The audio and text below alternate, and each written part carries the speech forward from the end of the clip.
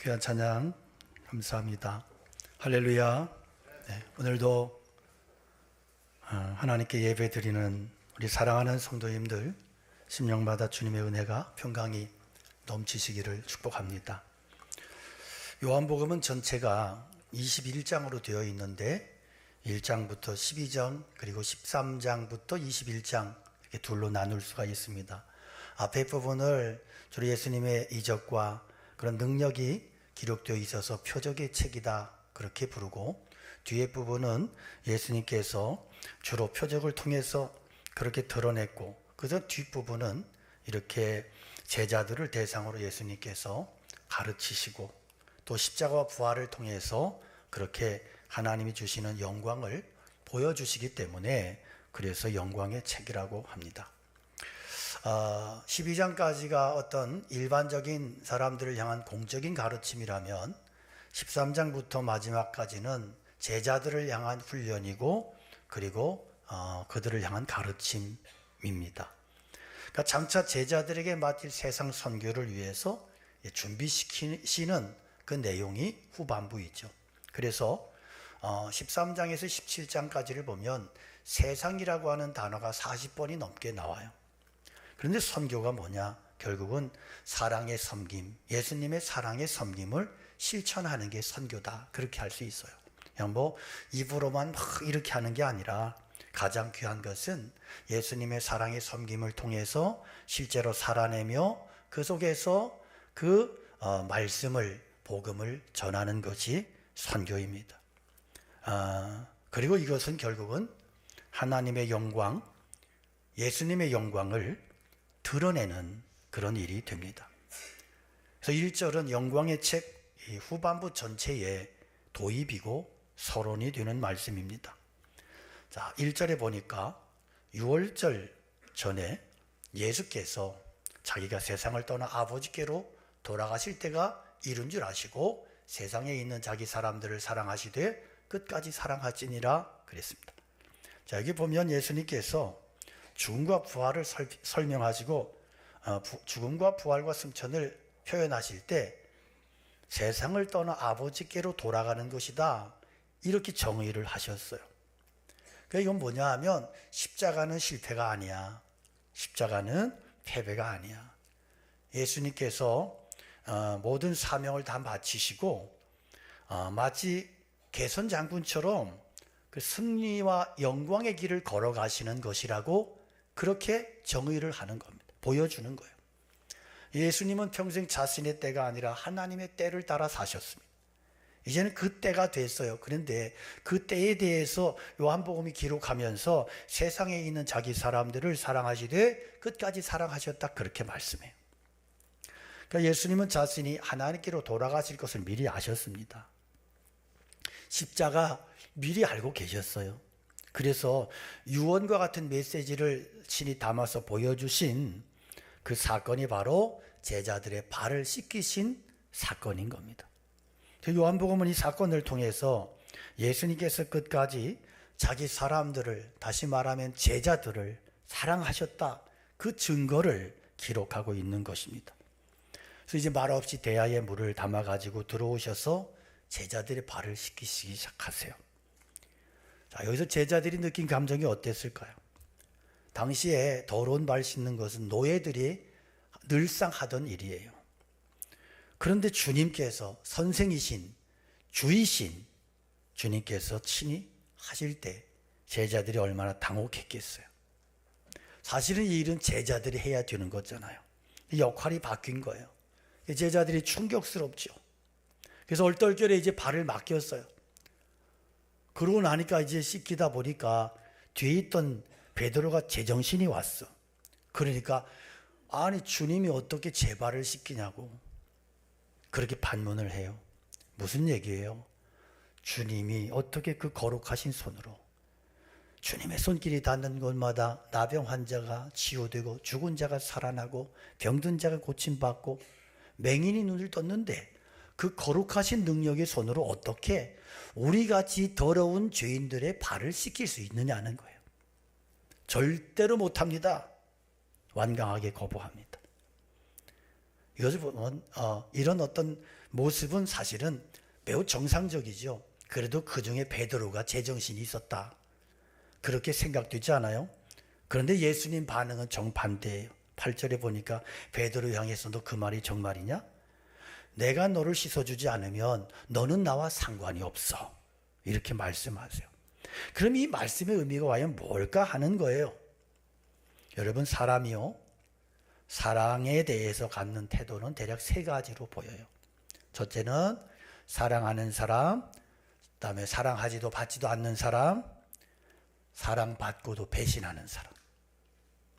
사랑하는 사람은 성도로서의 향기를 바라는 아주 바람직한 사람이라고 할 수 있고, 사랑을 받지도 하지도 않는 사람은 이기적인 교만한 사람일 수 있어요.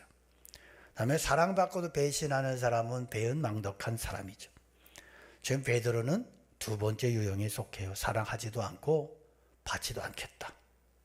자기 고집이, 자기 기준이 아주 강한 사람이에요. 완고한 사람. 그러니까 예수님의 의도가 어떻든지 상관없어. 그냥 내 기준에 어긋나면 못하겠다는 거예요. 예수님의 사랑이 아무리 클지라도 내 기준에 안 맞으면 NO 할 수 없다는 거예요. 이게 베드로의 태도입니다. 실제로 우리도 예수님 믿는다고 하면서 하나님의 말씀의 기준, 예수님의 사랑의 논리와 기준보다는 내 판단과 고집을 가지고 그렇게 주님께 반응했던 적이 부지기수예요. 또 그런 식으로 아직도 살고 있어요. 이게 본문이 강조하는 핵심이 이거예요. 너희가 하나님 앞에 쓰임받기 원하냐? 그렇다면 제일 먼저 갖춰야 될 선행 조건이 있다는 거죠. 그게 뭐냐? 먼저 하나님의 사랑을 받아들여라. 하나님의 넘치는 은혜와 그 섬김을 네가 받고 그 은혜를, 사랑을 경험해야 된다. 그 이후에 너희가 섬길 수 있다는 거예요. 이게 굉장히 중요한 핵심입니다. 여러분, 은혜 받은 사람이 은혜를 살아낼 수 있습니다. 사랑받아본 경험은 매우 중요해요. 사랑을 받아본 경험만큼 사랑할 수 있어요. 아이들 키워보면 어릴 때 사랑 많이 받은 아이와 그렇지 못한 아이는 성인이 됐을 때 너무 큰 차이가 나요. 제가 시설에서, 고아원에서 한 2년 가까이 사역을 한 적이 있어요. 그 아이들의 특징이 뭐냐 하면 사랑을 몰라요. 왜 그럴까? 어릴 때 부모의 사랑을 받아본 경험이 없기 때문에. 참 너무너무 안타까운 거죠. 예? 그런데 어떤 분은 그래요. 그런 내가 얼마나 애를 사랑했는데 막 그러는 부모 있잖아요. 그 사랑을 한 게 아니고 집착했겠지요. 사랑에는 굉장히 기술이 필요하고요. 막무가내로 내가 너를 사랑한다 해도 상대는 질식에 죽을 수 있는 거예요. 근데 중요한 것은 충분한 사랑, 좋은 사랑을 경험한 사람이 사랑을 나눠줄 수 있고 그 사랑을 살아낼 수 있다는 거예요. 진정한 믿음이 뭐냐? 하나님 아버지의 사랑을 깊이 경험하는 것이고 거기에 믿음이 부어지는 거예요. 그 사랑을 경험한 사람, 아버지의 사랑이 부음받은 그 사람이 진짜 믿음을 가진 성도가 되는 겁니다. 그 사랑을 받은 자만이 다른 사람들에게 그 사랑을 충분히 나누어 줄 수 있는 거예요. 누가복음 15장 보면 탕자 너무 잘 아시잖아요. 여러분, 탕자하고 친하시잖아요. 그런데 이 탕자가 허랑방탕하다가 폐가 망신해서 먹을 게 다 떨어지고 돼지우리에서 사료 먹다가 그러다가 막 도저히 견딜 수 없고 굶어 죽을 지경이 돼서 아버지를 생각해요. 그리고 돌아오기로 결심해요. 돌아오면서 뭐라고 결심하냐? 아버지의 집에서 노예로 살겠다. 그런데 아버지가, 그 기다리던 아버지가 돌아온 아들을 데리고 품꾼으로 대한 게 아니고 아들로 맞이하는데 금목걸이 갖다 걸어놓고 살진 송아지를 잡고 그리고 채색 옷을 입히고 팍 잔치를 해요. 아니, 죽지 못해서 허랑방탕하고 폐가 망신하고 돌아온 이 못나고 한심한 아들에게 감당할 수 없는 풍경이잖아요. 그 아들의 입장에서 보면 아들이 일말의 양심이라도 있다면 여러분 이 대우를 어떻게 받아들일 수 있겠어요? 도의적으로는 말이 안 돼. 근데 너무나 염치 없고 감당할 수 없는 일이지만 그럼에도 그것을 받아들이는 게 아들이에요. 뻔뻔스럽지만 아버지 은혜 받아들이는 게 아들이야.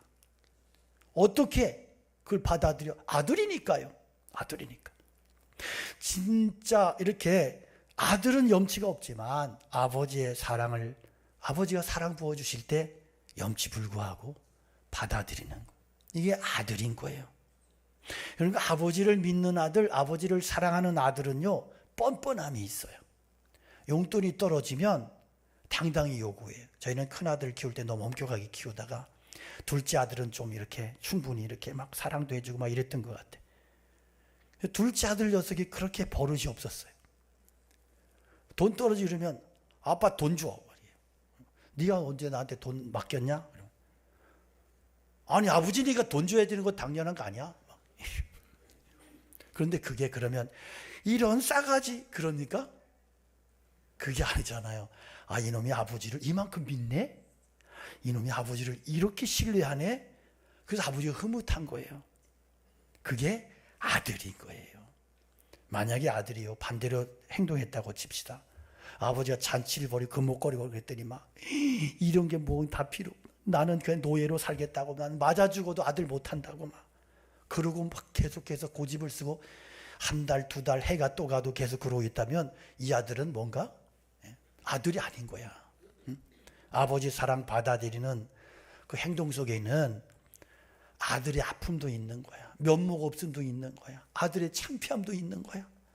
아들의 자존심 상함도 있는 거야. 거기다가 큰형이, 그 형이란 놈이 매일 볼 때 도끼 눈을 뜨고 사시미 눈을 막 이러면서 저놈이 네가 먹는 거 다 내 재산이야 이놈아. 네 건 다 털어 먹었잖아. 이러면서 그것도 감당해야 돼. 그것도 얼마나 이게 이 모렴치야. 그런데 아버지의 사랑을 받아들이는 거야. 그게 겸손이고 신앙인 거예요. 하나님 앞에 여러분 이런 모습이 필요하단 말이에요. 목사인 저를 비롯해서 여러분 얼마나 연약해요. 믿음으로 산다. 얼마나 힘들어. 특히 제 자신을 보면 하나님 앞에 인격적으로 너무 부족하고 실수도 많아요. 때로는 혈기도 나오고 별것 아닌 것 가지고도 자존심 상하기도 하고 그래요. 참 자존심 상하는 거예요. 자존심 상하는 내 모습 때문에 또 자존심이 상하는 거예요. 목사답지 못한 모습이잖아요. 그런데 그럼에도 그 부끄러운 모습으로 하나님 말씀을 들고 부적부적 강단에서 말씀을 전해야 될 때가 있어. 목사의 운명이라는 게 있잖아. 너무 속상하고 뭐 지금이야 그런 일이 없지만 신혼 초에는 서로가 이렇게 티격태격하는 부분이 좀 있잖아요. 저희도 조금 있었어요. 많이 있었다고 혼나. 그러면 어떤 때는 막 이렇게 또 한국교회 목회자는 설교가 너무 많아. 미국의 제 친구들 보니까 일주일에 한 번만 설교해. 그것들은. 그러니까 뭐 일주일 내내 막 그냥 막 부부싸움도 하고 뭐 못된 짓도 하고 이러다가 토요일 날 그래서 주여 이러고 올라와서 근사하게 설교 한 번 하면 되는데 우리는 매일 설교를 해야 돼. 그래 얼마나 힘들어. 그러니 설교를 다 해야 되니까 이것도 저것도 늘 걸려. 말씀에 얼마나 그러니까 신혼초에 뭐 이렇게 좀 감정이 상하게 가지고 올라왔는데 설교하려니까 진짜 너무 힘들더라고요. 그래서 여기서 울었어요. 주여 설교를 못하겠어요 주님 막 이러고. 그런 적이 딱 한 번 있다고. 그런데요 그냥 뭐 주님이 말씀 전하라고 대언자로 세워주셨으니까 그러니까 말씀 전하고. 그래서 저는 로마서 7장 바울 사도의 그 고백을 제가 너무너무 좋아하는 거예요. 바울 사도도 이렇게 갈등하고 싸움하고 이렇게 몸부림쳤다면 나 같은 주인이 더 하지 않겠어요? 더 하지 않겠어요? 그래서 그러다가 또 강단에 서서 외치고 말씀을 전하고 그러다 보면 또 하나님께서 은혜도 주시고 또 그렇게 해서 힘도 주시고 감당하게 하시고. 이게 여러분 아들의 자세인 거야. 아들의 삶의 모습인 거야. 그래서 신자는 아무리 연약해도 연약한 대로 주님 앞에 나오는 거예요. 가장 가장 못난 사람이 누군지 알아요? 예배 이제 주일날 아침에 기껏 설득해서 그렇게 교회를 같이 따라 나오다가 지 승질 안 받는다고 다 주저앉는 남편. 이런 남편은 정말 한심한 거야. 구역구역 나와야 돼. 자존심 상해도. 부부싸움 해서 어떤 부부들은 주일날 아침마다 또 습관적으로 부부싸움을 해. 감정이 상해.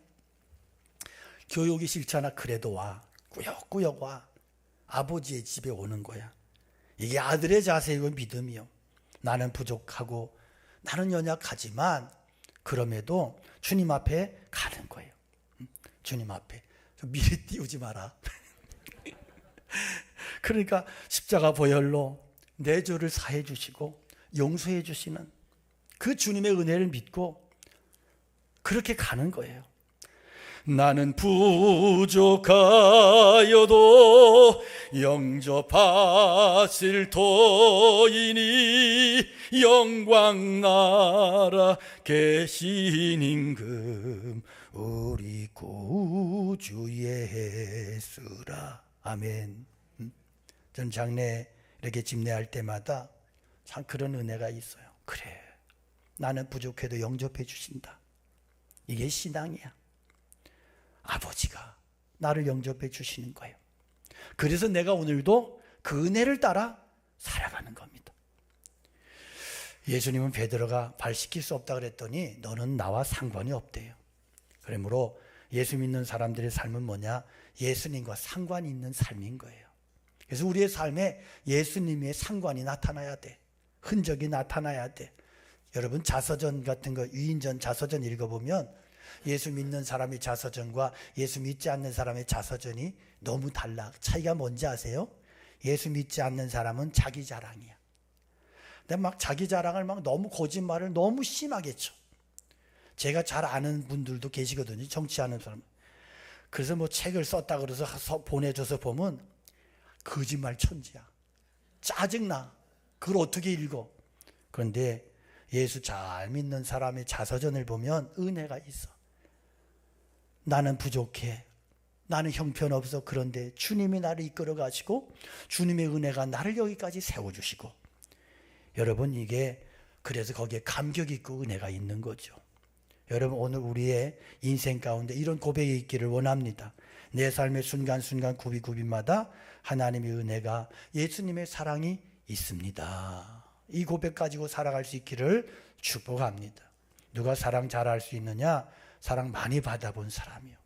교회도 그래요. 예수님의 사랑 많이 받고 예수님의 은혜를 많이 경험한 교회가 건강한 교회, 강한 교회가 되는 것입니다. 그런 교회가 믿음이 있고 세상 변화시키는 능력이 있는 것입니다. 여러분 제자들이 예수님 따라다니면서 훈련만 받았다고 착각하지 마십시오. 훈련 받는 게 전부가 아니에요. 예수님께 3년 반 동안 제자들이 뭘 받았어요? 예수님의 사랑 받았어요. 그래서 제자가 되는 거예요. 예수님의 사랑이 훈련보다 1000배 만배 중요한 거예요. 제자 훈련하다 보면 한계가 있어. 그게 뭐냐 하면 제자 훈련에도 사람이 잘 안 바뀌어. 그러니까 제자 훈련하고 나서 수료증을 주는데 자기 이름 한자 틀렸다고 어떤 권사님이 나를 무시했다고 삿대질해갖고 제 후배 목사는 제자 훈련 포기했어. 시험 들어가지고. 무슨 제자 훈련을 20주 30주 받은 사람이 자기 이름 한자 틀렸다고 그렇게 성질을 내고 혈기를 부려? 그래서 거기에서 이게 아닌가 보다.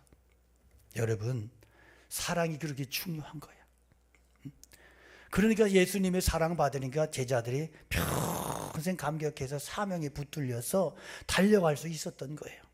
고린도서 13장에 보면 그러니 믿음과 소망과 사랑은 항상 있을 것인데 그 중에 제일이 뭐라? 사랑이라 그랬죠. 그런데 이 세 가지는 어떻게 있을 것이라고? 항상 있다고. 유기적이야. 분리되면 안 돼. 예수 믿는 사람에게 믿음이 있다 그러는데 맨날 성질내. 그 믿음은 가짜야. 사랑이 있는 사람이 믿음이 있고요. 믿음이 있는 사람은 사랑이 있어요. 그리고 믿음과 사랑이 있는 그의 삶 속에 산 소망이 살아 역사하는 거예요. 이게 분리될 수 없어. 항상 있을 것인데야. 항상 있을 것인데. 그래요. 요한복음 21장 보면 부활의 주님께서 배신자 베드로 찾아오셔서 대화하시는데 뭐라 그래요? 네가 나를 사랑하느냐? 베드로가 좀 전에 뭐 했어요? 예수님 부인하고 배신하고 말로는 막 내가 주님을 사랑한다고 죽을 때라도 간다고 각오한다고 막 그러고 막 다른 사람 다 버려도 나는 그럴 수 없다고 주여 믿습니다. 철회 기도하고 나서 예수님 저주하고 팔아먹었잖아. 배신했잖아. 욕했잖아. 부정했잖아. 그러니까 예수님 참 어떻게 보면 예수님 굉장히 짓궂으세요. 그 베드로 향해서 너 나 사랑하니? 이렇게 물으셔. 베드로가 얼마나 괴로웠겠어요. 자기가 한 짓이 있는데. 그러니까 베드로가 뭐라 그래요? 옛날 같으면 그 가야바들에서 예수님 모른다고 저주하고 부인하기 전 같으면 주님 그걸 질문이라고 하십니까? 제가 주님을 얼마나 사랑하는데요? 이랬을 텐데 주님이 아시잖아요. 그러잖아. 주님이 아시잖아요. 여러분 신앙생활하는 모습들 보면 어떤 분은 막 소라도 잡을 것 같아 막 주님 사랑한데 가짜일 가능성이 너무해. 진짜 주님 사랑하면 베드로가 되는 거야. 주님이 아세요. 저의 형편과 저의 수준을 주님이 아십니다. 그랬더니 주님께서 뭐라 그러냐면 그거면 됐대. 내 양을 먹여라. 베드로가 코가 석자나 깨져가지고 땅바닥에 처박히고 박살나고 나서 예수님께서 그러면 그 자격 가지고 그런 자세로 목회해라. 그런 자세로 신앙을 살아라. 그거예요. 소리 지르는 게 믿음이 아닌 거야. 소리 막 지르는 사람들 가짜가 많아. 이러면 또 기도 안 한다고 또. 그러더라도 기도해. 그런데 주님께서 이것이 바로 우리가 신앙생활 속에 내디뎌야 되는 첫 걸음이라고 봐요. 여러분 우리가 왜 은혜 받아야 되느냐? 은혜 받아서 내가 살고 남을 살릴 수 있는 겁니다. 그래서 그러면 은혜 누구에게 임하느냐? 사모하는 자에게 임한다는 것입니다. 그래서 여러분들이 예배에 나올 때 늘 은혜를 사모하시고 그리고 하나님의 은혜를 받고 그 은혜를 따라서 살아가는 믿음의 종들이 되시기를 축복합니다.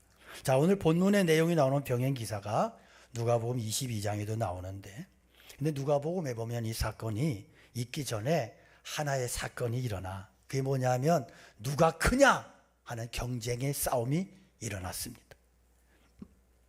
그래서 이 논쟁을 붙인 사람이 누구냐면 야고보와 요한의 어머니예요. 근데 예수님의 이 행적을 보면 항상 세 사람이 예수님을 졸졸졸졸 더 가까이서 따라다녀요. 베드로와 야고보와 요한이에요. 그런데 야고보와 요한은 형제야. 근데 예수님이 지금 사람들의 지금 분위기는 뭐냐면 금방 예수님이 왕이 될 분위기야. 세상의 왕이 될 분위기야. 그러니까 야고보와 요한의 어머니가 이제 몸이 달았어. 금방 예수님이 왕이 되면 야 이거 큰일 났다. 왜냐하면 베드로가 수제자네. 그러면 야고보와 요한 중에 한 사람은 뭔가 이게 불안한 거야. 그러니까 예수님의 왼편과 오른편에 영의정과 좌의정으로 딱 자기 두 아들이 딱 자리를 잡아야 되는데 이 왼수 같은 베드로 요놈이 문제란 말이야. 그래가지고 예수님 앞에 가서 이 야고보와 요한의 어머니가 치맛바람을 일으키는 거야. 치맛바람 휘날리며 그래갖고 거기서 뭐라고 요청해요? 주님의 나라가 임하시면 주님이 왕이 되시면 야고보를 오른편에 요한을 왼편에 이렇게 앉혀주십시오. 베드로 저것은 똑 떨어뜨리고 내 아들을 앉혀주십시오. 와 대박. 그러니까 야 베드로가 얼마나 화가 났을까. 그래서 막 제자들이 막 다투고 막 분위기 험악해지고 이렇게 된 거예요. 이게 이 사건의 배경이라고. 세상 살아가는 논리는 경쟁이야. 상대 주기에 내가 살고 상대 장사 망해야 내가 돈 벌고 뭐 이런 거. 그런데 교회가 그런 논리가 교회 속에 많이 치고 들어왔어. 제가 부목사 할 때는 총동원 전도주일이라는 게 있었어요. 그래가지고 1만 명 초청 전도잔치 했어요. 제 교회 부목사 있을 때. 이거 하면 난리가 납니다. 난리가 나. 그러면 성도들도 돈을 많이 풀어야 되고 교회도 돈을 많이 써야 돼. 그래 뭐 승용차 걸어놓고 막 황금 열쇠 막 이런 거 걸고 뭐 그러고 막 뭐 이렇게 냉장고 뭐 이런 가전제품 쫙 해놓고 막 이벤트를 어마어마하게 하는데 사람 끌고 와야 되잖아. 어디서 끌고 와? 그러니까 1년에서 1년 반 정도 전부터 이제 이렇게 뭐 리스트를 뽑고 준비를 쭉 하는데 경로당, 경로당 뭐 리버빌의 경로당에 노인이 몇 명이고 뭐 우성이 몇 명이고 해갖고 다 리스트 뽑아가지고 이 사람들 약속하는 게 그날 오게 하고 제일 쉽거든 그게. 그리고 이제 그날 오면 이제 그날 오기 약속해놓고 뭐 돈도 주고 뭐 선물도 뭐 이래갖고 막 난리를 피는 거야. 그런데 사람이 그래도 안 차. 1만 명 채우려면 1000명 교회가 9,000명을 어디서 데려와. 그러니까 그 다음부터 이제 누구를 공략하냐면 이웃집 교인들. 그래서 권사님 아는 교인들 몇 명 돼? 막 그래가지고 그날 오기로 하고 뭐 돈 주고. 죄송해요. 이런 비리를 여기서 감히 얘기. 다 지나간 이야기고 교회가 참 회개할 일이야. 그래가지고 막 그날은 우리 교회 오는 날이야. 그날은 품값도 이제 그날 일당도 줬어. 막 다 뿌려. 그래야 그날에 이제 10,000명을 채우는 거야. 그래서 그러다가 이제 이렇게 좀 그런 사람들은 끌어다 등록도 막 시켜 막. 그래가지고 이제 다른 교인들을 뺏어오는 거야. 제1교회 교인, 중앙교회 교인 막 뺏어다 등록시키고 막 이렇게. 그래 거기 남는 사람 남고 돌아간 사람 돌아가고 막. 그러다 보니까 교인들이 서로 사이가 안 좋아. 목회자들끼리도 서로 안 좋아. 저놈이 우리 교인 뺏어갔지 저 나쁜 놈 막 이러고 있어. 참 이게요. 그러다 보니까 부작용도 많이 일어나고 교인 뺏어가는 경쟁이 청동원 전도주일이 되고 서로 경쟁하고 헐뜯고 미워하고 그리고 큰 교회 목사는 뭐가 어깨 힘들어가고 장교회 목회자들은 주눅 들고 이런 세상의 논리가 막 교회 속에 끌고 들어와서 그래서 세상의 성공과 번영의 복음인 것처럼 믿음의 결과라는 식의 이런 것들이 교회를 자리 잡고 순수한 복음이 변질되는 그런 일들이 일어났고 이런 것들이 교회 안에 치고 들어온 거예요. 여러분 그래서 우리가 어쩌면 이런 논리에 물들어 있고 찌들어 있는 교회와 신앙인들에게 가장 필요한 게 뭘까? 예수님의 대야와 예수님의 수건 아닐까요? 이런 논리로 싸움하는 제자들을 앉혀놓고 예수님 팔을 씻긴 거야. 오늘날 우리의 교회가 예수님의 이 은혜를 받아야 되는 것이에요. 성도들이 이 은혜를 받아야 되는 거예요. 주님이 발을 씻기시는 거야. 제자들 마음이 어땠을까? 얼마나 부끄럽고 수치스럽고 그러니까 이 충격스러운 은혜를 받고 제자들의 평생을 발을 씻기는 사명을 살아내기 시작한 거예요. 그들의 정체성을 잃어버리지 않게 하는 가장 강력한 은혜가 되었던 것입니다. 여러분 그래요. 이게 신앙의 본질이고 예수님의 제자된 신앙은 이것을 지켜내면서 살아가는 것입니다. 복음서에 2개의 대야가 나오죠. 빌라도의 대야와 예수님의 대야. 빌라도의 대야는 어떤 대야예요? 자기 책임 회피의 대야, 자기 살겠다고 하는 이기적인 욕망의 대야야. 예수님의 대야는 사랑과 헌신의 대야야. 희생의 대야야. 오늘날 사람들은요 빌라도의 대야에 너무너무 익숙해 있어요. 자기만 살면 된다는 거야. 누가 또 12시에 또 알람 해놨네. 참 너무한다 진짜. 그 시간 누가 정하는 거야?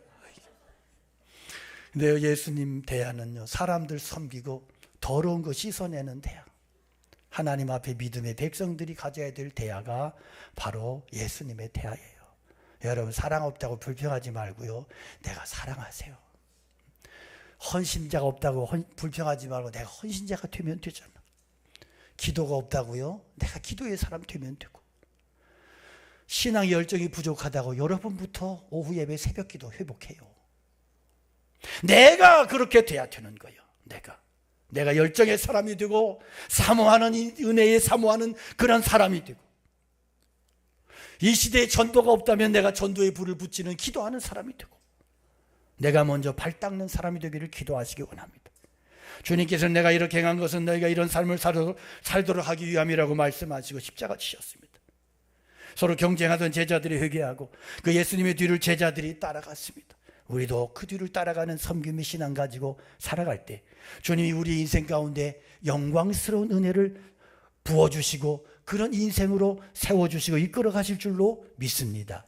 사랑하는 광복교회가 서로의 발을 씻겨주는 공동체, 서로가 남의 신발을 닦아주고 예수님의 뒤를 따라가는 그런 섬김과 사랑의 공동체가 되시기를 주님의 이름으로 간절히 축원합니다. 축복합니다. 우리 함께 찬양 올려드리겠습니다.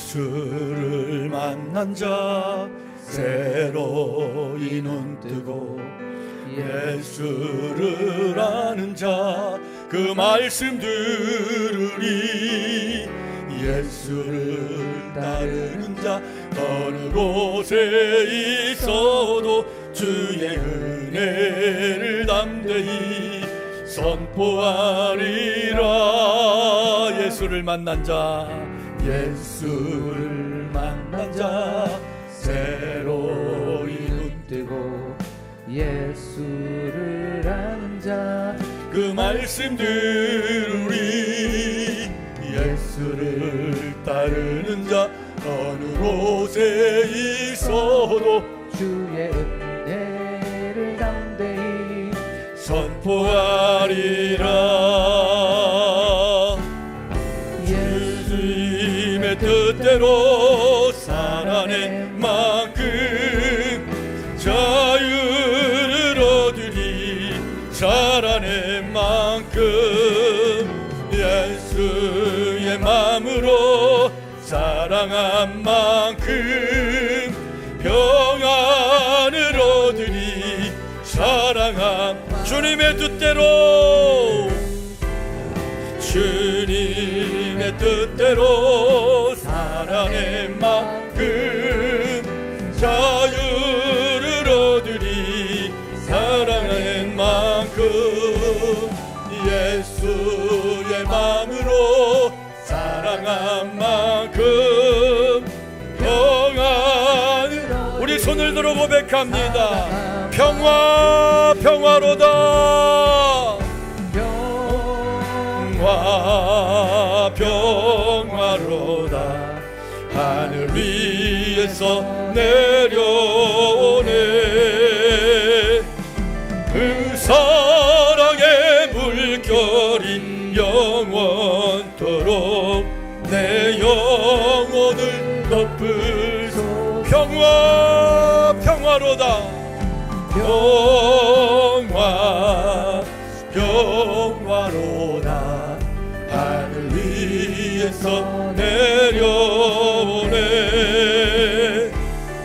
그 사랑의 물결이 영원토록 내 영혼을 주님의 뜻대로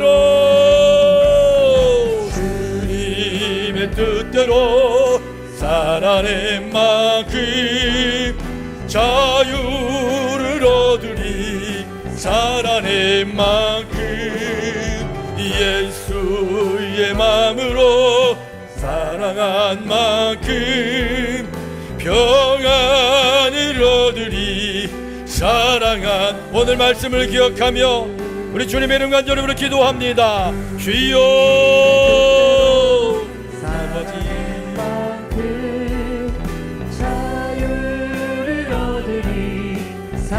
오 주님 이 시간도 주님의 은혜를 구하며 나아갑니다. 주의 영들의 심령마다 주께서 은혜를 부어주시옵소서.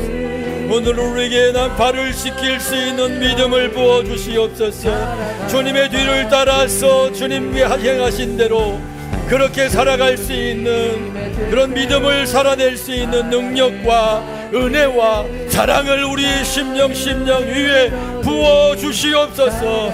역사하여 주시옵소서. 주님께서 은혜를 더하시고 믿음을 더하여 주시고 축복하여 주시옵소서. 정말로 아버지 나의 삶을 통하여 주님의 은혜가 주님의 사랑이 충만하도록 역사하시고 축복하여 주시옵소서. 하나님 아버지 오늘도 저희를 예배자로 부르시고 세우셔서 주님의 말씀을 듣게 하시고 말씀을 통해서 우리의 연약함을 보게 하시고 참된 믿음, 진실한 믿음을 기도하며 구하며 주님의 은혜를 사모하며 나아갈 수 있도록 축복하시니 감사합니다. 하나님, 아들의 믿음을 주시옵소서. 그 은혜의 충만함을 부어 주시옵소서. 주의 사랑을 경험하게 하시고 그래서 그 사랑, 그 은혜 받은 그 은혜와 감격과 능력 가지고 세상을 향하여 나가서 예수님의 대하로 힘써서 섬기며 사랑하며 믿음의 삶을 살아갈 수 있도록 저희들을 축복하여 주시옵소서. 오후에 있을 우리 남전도 연합 헌신 예배위에도 주께서 크신 은혜와 복을 더하여 주시고 온 성도가 함께 예배의 기쁨과 즐거움과 승리를 누리도록 축복하여 주시옵소서. 이제는 우리 주 예수 그리스도의 은혜와 하나님 아버지 큰 사랑하심과 성령님의 감동감화 역사하심이 주의 말씀을 듣고 세상을 향하여 결심하고 결단하며 그렇게 나가는 사랑하는 성도들 머리머리 위에, 가정 위에, 교회 위에, 이 나라 이 민족과 세계 열방 가운데 영원토록 함께 계시옵기를 간절히 축원하옵나이다. 아멘.